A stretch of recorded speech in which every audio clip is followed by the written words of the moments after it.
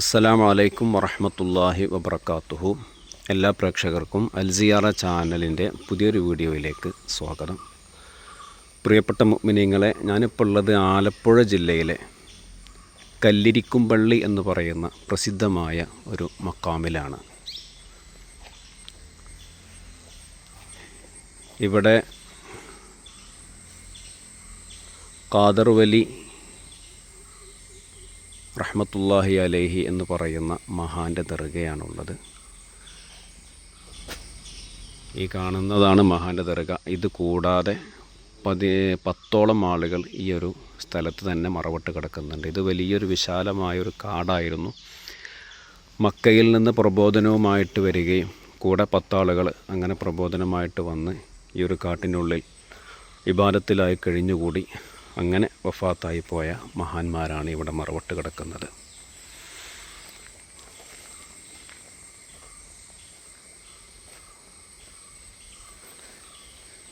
ഈ 2 മക്കാമെന്ന് പറഞ്ഞാൽ പിൽക്കാലത്ത് ഈ ഒരു മക്കാമ് നടത്തിപ്പുമായി ബന്ധപ്പെട്ട് ഈ മക്കാമ് നടത്തിയ ആളുകളുടെ മക്കാമാണ്. ഖബറാണ് ഈ കാണുന്നത്.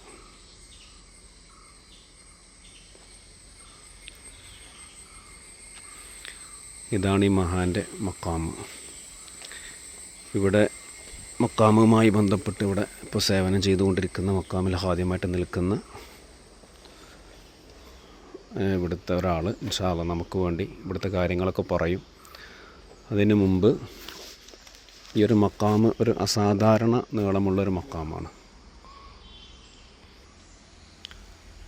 അപ്പോൾ പറഞ്ഞു കേട്ടത് ഇവിടുത്തെ മീസാൻ കല്ലും അതുപോലെ തന്നെ ഈ ഖബറൊക്കെ അത് വലുതായിക്കൊണ്ടിരിക്കുന്നുണ്ട് എന്നാണ് അറിയാൻ സാധിച്ചത്. മീസാൻ കല്ല് ഒരുപാട് വലുതായിട്ടുണ്ട്, നമുക്ക് കണ്ടാൽ നമുക്കത് മനസ്സിലാക്കാൻ പറ്റും. പിന്നെ എന്ത് വിഷയങ്ങൾക്കും നമ്മൾ നല്ല മനസ്സോടെ വന്ന് ദുആ ചെയ്താൽ അതിന് ഫലമാണ് എന്നാണ് ഇവിടുത്തെ ആളുകളൊക്കെ പറഞ്ഞു കേട്ടത്.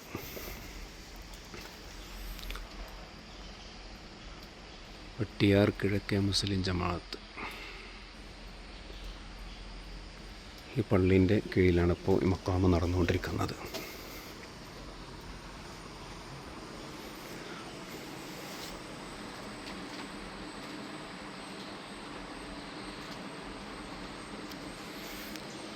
ഇതാണ് ആ മീസാൻ കല്ല്, വളർന്നുകൊണ്ടിരിക്കുന്ന മീസാൻ കല്ല്. മാഷാ അല്ലാഹ്.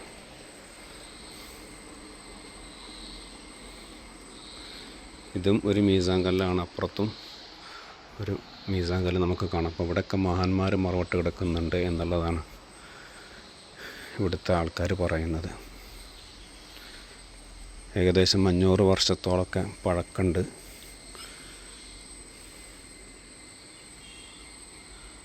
മാഷാ അല്ലാഹ്. അപ്പോൾ ഇൻഷാ അല്ലാഹ് ഇവിടുത്തെ കൂടുതൽ കാര്യങ്ങൾ ഇവിടുത്തെ മക്കാമിലുള്ള ഖാദിമ് നമുക്ക് പറഞ്ഞു തരും ഇൻഷാ അല്ലാഹ്.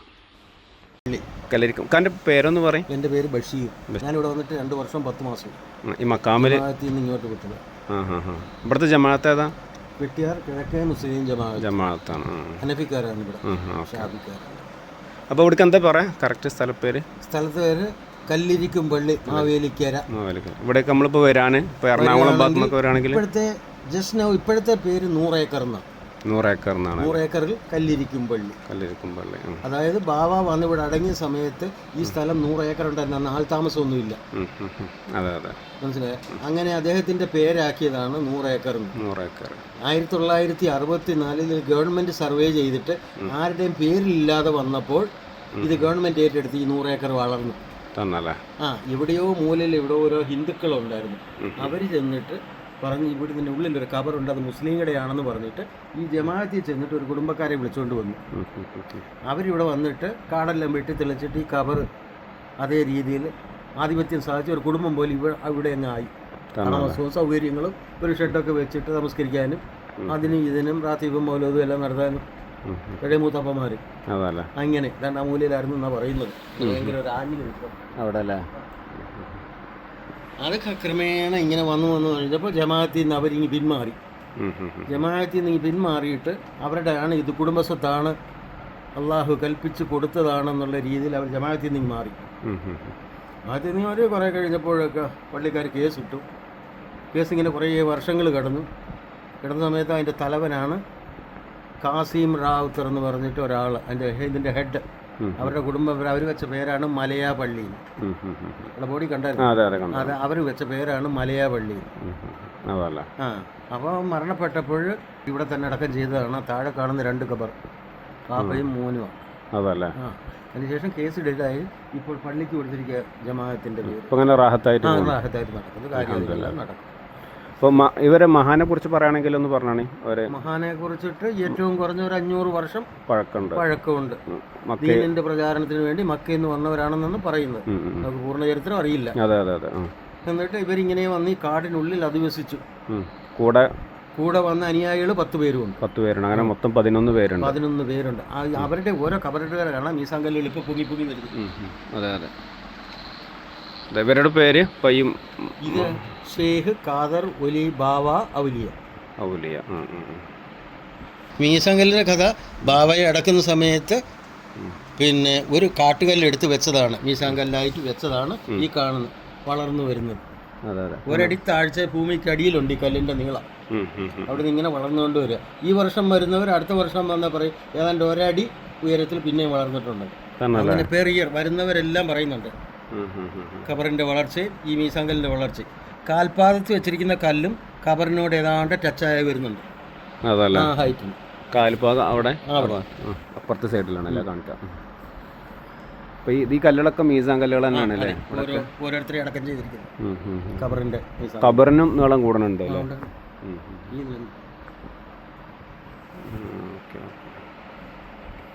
ഇത് ഉദ്ദേശം ഒരു 15 വർഷം ആയി കാണും തേച്ചിട്ട് വെക്കും. പക്ഷെ വെറും കല്ലുകൾ ഇങ്ങനെ അങ്ങനെ വെച്ചിട്ടായിരുന്നു. ഒരു ഉദ്ദേശം ഒരു 15 വർഷമായി കാണും. ഇങ്ങനെയൊക്കെ ആക്കിയിട്ടില്ലേ? ജമാഅത്ത് എടുത്തതിന് ശേഷമാണ് ഇതൊക്കെ കാടൊക്കെ തെളിച്ച് ഇങ്ങനെയൊക്കെ സൗകര്യപ്പെടുന്ന രൂപത്തിലാക്കി മാറ്റി. ആൾക്കാർക്കെങ്കിലും ഒരു 4 പേര് വന്നാൽ നമസ്കരിക്കാൻ ഒരു ഷെഡും കിണറ്, വെള്ളം, മോട്ടോർ വെക്ക്, ബാത്റൂം, കറണ്ട് അറേഞ്ച്മെന്റ് എല്ലാം ചെയ്തത് പള്ളിക്ക്. ഇവിടെ എപ്പോഴാണ് ഉറൂസ് മറ്റു കാര്യങ്ങളൊക്കെ? വർഷത്തിലൊരിക്കൽ ജനുവരി 24, മലയാളം മകരം 10. അങ്ങനെ കുറേ ദിവസം പരിപാടി ഉണ്ടാവോ? ഒന്നുമില്ല, ഒരു ദിവസം 1 തൊട്ട് 10 വരെ. 1-ാം തീയതി കൊടിയേറും. മകരം 1-ന് കൊടിയേറും. 10-ാം തീയതി അതുവരെ റാത്തീബും മൗലൂദുകൾ ഇങ്ങനെ ഓരോ ദിവസം വൈകിട്ട് നടത്തിക്കൊണ്ടിരിക്കും. 10-ാമത്തെ ദിവസം ഉറൂസ് നടത്തിയിട്ട് അന്നദാനം വഴിപാടുകളോ അതും ഇതൊക്കെ ആയിട്ട്.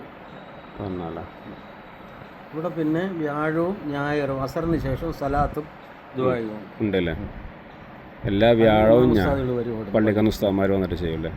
ഇവിടെ അപ്പോൾ നമ്മളെ ഇപ്പോൾ സാധാരണ ഇപ്പോൾ ഒരാൾ വരികയാണെങ്കിൽ എന്തെങ്കിലുമൊക്കെ ആവശ്യത്തിന് നമ്മൾ എന്താണ് നേർച്ച സാധാരണ അങ്ങനെ എന്താണ്? അതായത് ചന്ദനത്തിരി, വിളക്കെണ്ണ, പട്ട്, ഖബറിലേക്ക് കൊണ്ടുവന്ന പട്ട്, ഓരോരുത്തർ വിളക്കുകൾ കൊണ്ടുവരും.